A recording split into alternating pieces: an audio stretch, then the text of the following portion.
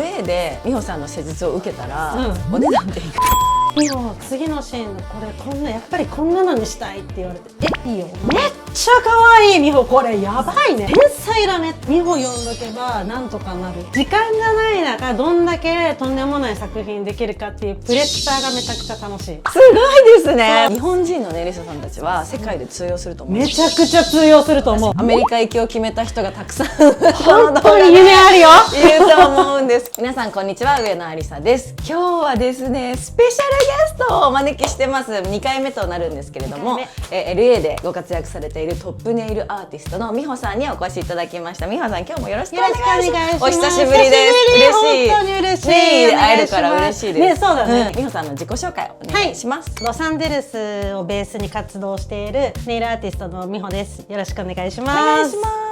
美穂さんはもう名だたるセレブ、ビヨンセだったりレディー・ガガだったり、その2人って聞かずに生きてこれない名前じゃないですか。そんな人たちのまず手を触れること10年以上、そうなんか私には絶対無理だろうって思ってる方もきっと美穂さんも、ね、最初はそうだったと思うので、そうなのね、なので、大きな目標を持ってる方とかにもすごいパワーをもらえるような発見があるかなと思うので、ぜひぜひ楽しんでください。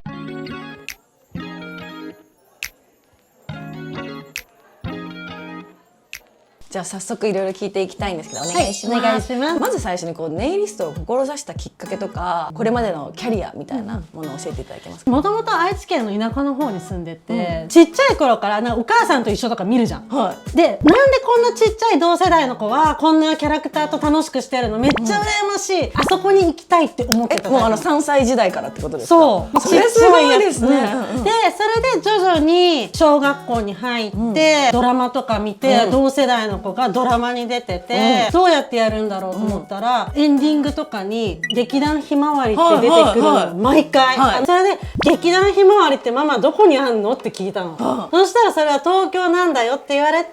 私はもう東京に絶対に出たいと思ったのよ。その理由だったんですか？その理由で。で、高校生の時に高校卒業したらもうマルキの店員になって東京で働くって親に言ったら、お願いだから手に職だけつけて東京に行ってほしい。なんか無理くりじゃ手に職つけるかってなって、何が好きだろうと思ったらやっぱ美容とかファッションかなと思って、でトータルビューティーの専門学校に行って、で東京でですか？東京、名古屋で、名古屋でなんだ。そう、ネイルだけするのもされるのも好きだ。すごい素敵。ネイリストになろうと思っていうのがきっかけなの。じゃあお母様の一言がなかったらカリスマショップ店員やってたかもしれないってことですよね。そう、ネイル雑誌いっぱい見て、ウェブサイト見て、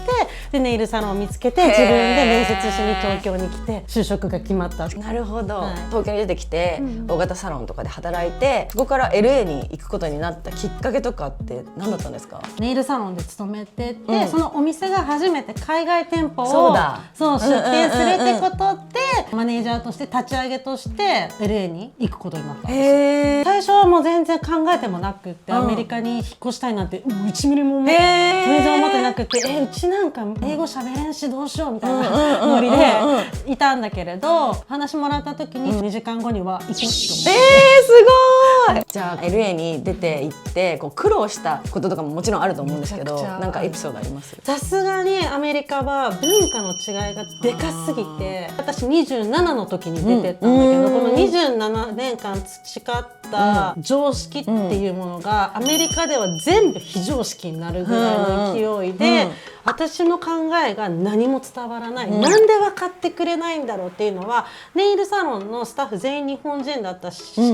それでもやっぱりアメリカに住んでるのが長かったりすると、常識が違う、価値観が違う、でもちろんお客様も違うから、日本人の人ってさ、空気が読めるっていうのがあるけど、もう言わなきゃ分からないし、一番大きいのはやっぱ宗教観が違うっていうので、価値観が違いすぎて、人生で多分初めて無理かもっていうぐらいぶつかった。そうなんだ。だけどなんかもうそれが逆に自分の未来を大きく変えて価値観を大きくしてくれて、私も受け入れなきゃいけないなって思った瞬間、イラつきもなくなったし、楽になったし、何でも素直に入ってこれるようになったっていうのは自分の中での人生でかなり大きくなった。じゃあ LA で美穂さんの施術を受けたら、お値段でいくら？ちなみこの前あるレッドカーペットとかがある。そっち教えてくれるんだ。そっち知りた本当夢あった方がいいかうん、な。確かに。そうレッドカーベットとかになるとスポンサーがつくと、日本円で言うと150万ぐらいはいく。そう鳥肌立っちゃった。夢あるでしょ。そもそも美穂さん新規を受けてるイメージがあんまりなくて、常にお忙しいんでなんですけど、今回ネイリーのコラボ企画で1年ぶりに日本でお客様の施術をしたんですよね。そうなのどうですよ。でした？ここのサロンで施術対面でやるっていうのは久しぶりすぎたんで、たまにやんなきゃいけない思い出さなきゃいけないなと思って楽しかったです。ちなみに企画の詳細はですね記事になっているので概要欄のリンクから飛んでみてください。今ちょっと伺ったんですけど、日本のお客様と、アメリカのお客様って違いはあるとは思うんですけど、どんな違いですか？とにかくリアクションが大きいから分かりやすいで嬉しい。めっちゃ可愛い美穂、これやばいね、天才だねっていつもご利用し、10年以上やってても毎回その反応してくれるっていうのはやっぱりね、そうサービス提供する側としてはやっぱ嬉しいし、向こうの人っていろんな人種がいるしサイズも違うから好きな好みも違うし、っていうのでいろんなやっぱバリエーションが、それはすごい楽しいけどね。そうですよね。美穂さんが今まで手がけてきた世に残る話題の作品に携わってきたと思うんですけど、ネイルのその中でも気に入ってるデザインとかってありますか？やっぱミュージックビデオとか一生残るじゃないですか。レディー・ガガさんとかは結構派手なデザインとか、個性の強いミュージックビデオがすごく多いんで、そういう時のネイルを作品作るのはやっぱり楽しいし、特になんか現場で作るのよ私、絶対に、現場でその時の衣装を見るしセットを見るしっていうのが多いから、時間がない中どんだけとんでもない作品できるかっていうプレッシャーがめちゃくちゃ楽しい。す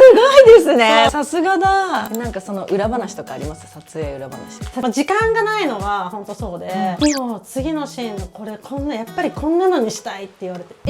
いいよみたいな感じだけど、逆に1個の衣装に対してやっぱり本人が喜ぶことって何パターンもある、準備してくれてるっていうのが大事だから、1時間とか30分しかなくてもできるだけ 2,3 パターン出すっていうのをやってる。すごーだから美穂さんがずっとセレブから愛されてリピートされる理由ですね。この臨機応変さだったりとか相手の気持ちを汲み取って先回りして行動すること、学びがいっぱいあります海外で活躍されてる美穂さんから見てネイルに関する考え方とか価値観とかについて、世界と日本の違いってどうですか？日本の方がみんな知ってるのかな？それで言うと、LA でやってる人の方が多いなと思う。本当ですか？アメリカとかだと爪切りに行くとか甘皮をきれいにしてもらう、毎週末のイベントに合わせてとか、だから生活に馴染んでるのはもしかしたらアメリカの方が多かったりするかなって思うのと、けどやっぱデザインが素晴らしいのはジャパニーズネイル、海外の人もジャパニーズネイルアートすごい好きっていうぐらい浸透してるぐらい、日本人のネイリストさんたちは世界で通用すると思います。めちゃくちゃ通用すると思う。私も思います。めちゃくちゃ思う。やっぱ手が器用で、こんだけ手が器用な国ってなかなかないと思うし、でもね、技術だけじゃあかんからね。そうですよね。謙遜する文化結構根付いてると思うんだけど、それは結構向こうでは「ん?」ってなる。例えば「すごい上手だね、可愛いって言った時に「でしょ」って言えるか言えないか、いやそんなって遠慮で言うじゃない、そんなって思うのをやったの私ってなっちゃいますよね。ってなるから、どう自分が自信持ってアピールできるかっていうのもやっぱり大事にはなってくるかなと思って。技術はもちろんですけど、そういう部分が上手に使えたら世界でもがっつり通用できる。いけると思います。頑張りましょう皆さん。じゃあここから後半戦に移りたいと思うんですけど、美穂さんがセレブに選ばれ続ける理由、ずっとリピートしてもらえてる理由とかってどんなところだと思います？信頼関係が一番大きいかなとは思っていて、で単純にまず時間守るでしょ。そうですよね。空気を察するし、今彼女たち彼らは何を求めてるかっていうのを言わなくても察して、それを 100% 以上のものを結果として出すっていうのを地味に繰り返ししてきたから、美穂読んどけばなんとかなるっって思ってもらえるそうっていうのは選ばれてるのかなと思ったり、技術の面で言ったら早い。早いけど、もちろん持ちもいいし、シェイプも綺麗だし、言わなくても求めているもの以上のものを出してくれるって思ってくれてるのは大きいかもしれないです。なるほど。あとは向こうの人たちってめちゃくちゃもう生活にウェルネス文化っていうのが根付いていて、すごいうちがアメリカ行ってびっくりしたのが、このネイルポリッシュリムーバーってノンアセトン、アセトン入りとかを聞いたりとか、これって何のブラシ、それは何かっていうと動物の毛使ってるのか使ってないのかとか、この人たちって本当に見た目が可愛いだけじゃなくってその工程もすっごい気にしてるなって思って、私はもう本当にラッキーなことにメイドインジャパンのものを自然と使っていたし、メイドインジャパンってやっぱ世界的にも安心されてるものだから、美穂にやってもらうと信頼もありつつ使ってくれるものが安心っていうのもすごいつながってて、じゃあ私も使うものをもっともっとこだわろうと思って、じゃあそういうバックストーリーがあって生まれたのがラシエドってことですか？そうなんです。日本の工場とか一つとっても工程が素晴らしい、安心感もあるし、これ私を世界に持ってってネイルを通じて日本の産業を盛り上げたいなとはやっぱり思って、もっと話すとオフする工程とかやっぱ付け替える工程とかってどうしても爪の表面傷つけちゃったりとか、アセトンで爪乾燥しちゃったりとかすると思うんだけど、うちその美容液で付け替えができるから、あれなんし何回やってもいいのよ、ネイルを週に何回付け替えてもすごい爪の表面削らないからノンサンディングでジェルもつけられるし、オフする時に美容液でスライドしながらオフしていくから、マシンで削ったりとかも一切しないから、オフって自分でできないじゃん。できないです。うちのセルフオフできるのよ。あ、そうなんですか？そうなのよ。美容液とスパチュラさえあればセルフオフできるから、記念日とか本当に特別な時だけサロンでやってもらってオフは自分でできるし、綺麗にネイルチップみたいにポロって取れるの。す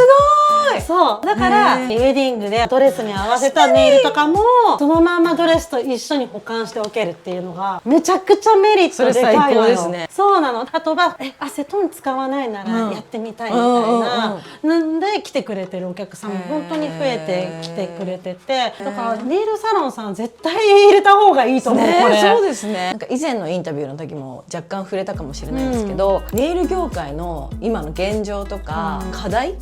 とかに関して皆さんはどう思っていますか？めちゃくちゃあるなってやっぱり感じてて、27からアメリカ行って10年弱ぐらいの間に日本のネイル業界の状況を見てみたら、あまりうちが日本にいた時と変わらないどころか価格が下がってってて、それはそうかも。ネイリストさんが稼げてないっていう現状があって、でそれってなんでだろうって思ったら、やっぱりネイリストさんも溢れてる、である程度私今40なんだけど、これぐらいの世代になってくると、ウェルネス意識めっちゃ高くなってくるわけよ、自然と。若い時って髪傷んでもさブリーチしたかったしさ、可愛けりゃいいだったのが若い頃だと思ってて、だんだん年重ねてくると、やっぱりネイルした後に爪の周りが乾燥するのが嫌だし、ちょっと赤みが出てる爪を見たくないの。だからどんどん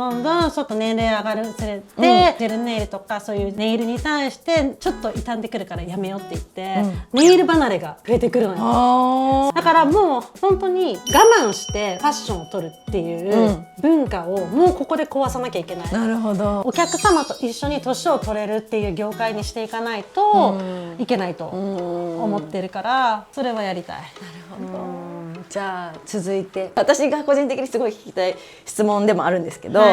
ネイルアーティストとしてこれだけもう第一線で働きながら、3人もお子さん娘さんがいらっしゃるじゃないですか。私も新米母で働きながら子育てをするってことにもう絶賛壁ぶち当たり中で、本当なんかもうどうやってますか？いや知りたい。もうね、なるようになる子供は。本当ですか？本当。あとまず自分で抱え込みすぎないこと、人に頼るっていうことをすごくやってるし、私も人間だし、でも逆に言うと子供も人間であって、子供のためにこうしてあげなきゃああしてあげなきゃって思いすぎるのはちょっとやめようと思って、なるほど。本当やりたいことのサポートをするっていうのはなるほどしてるから、そっかー、見ます、あるし、あと現実的に家族の時間も増えるから、その分仕事の時間が減ることはある、子供ができたから仕事がちょっとできなくなったとかをネガティブに取らないにしてて、子供にこの背中を見せれるから仕事が頑張れるっていうのも、ママってこういうことしてるんだっていうのを少しでも見せれることで、それがなんだろう、違う尊敬になってくれることもあるかもしれないし、それでも寂しいってなったことももちろんあるけど、だから一緒にいれる時はめちゃくちゃ向き合うし、なるようになる。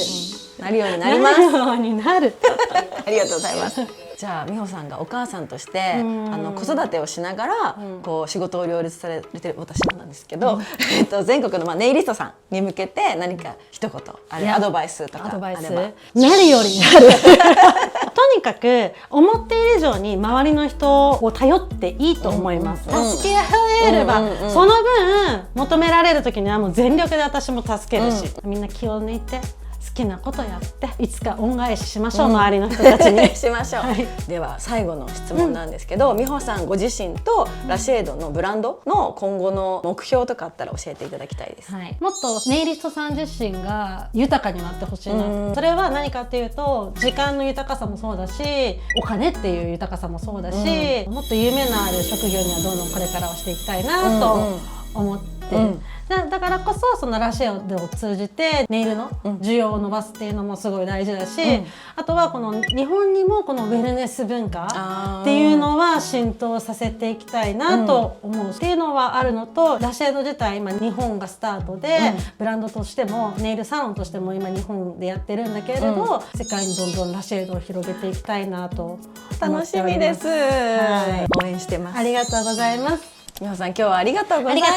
した。前回に引き続きなんですけど、知らなかった美穂さんの一面とかも知れたのですごく楽しかったです。ありがとうございます。多分すごいアメリカ行きを決めた人がたくさん本当に夢あるよいると思うんですけど、頑張りましょう皆さん。頑張りましょう。応援してます。応援してます。はい、ということで今回もネイリーからクーポンのお知らせで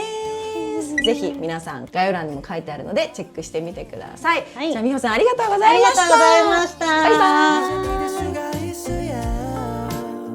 You're so wonderful, girl.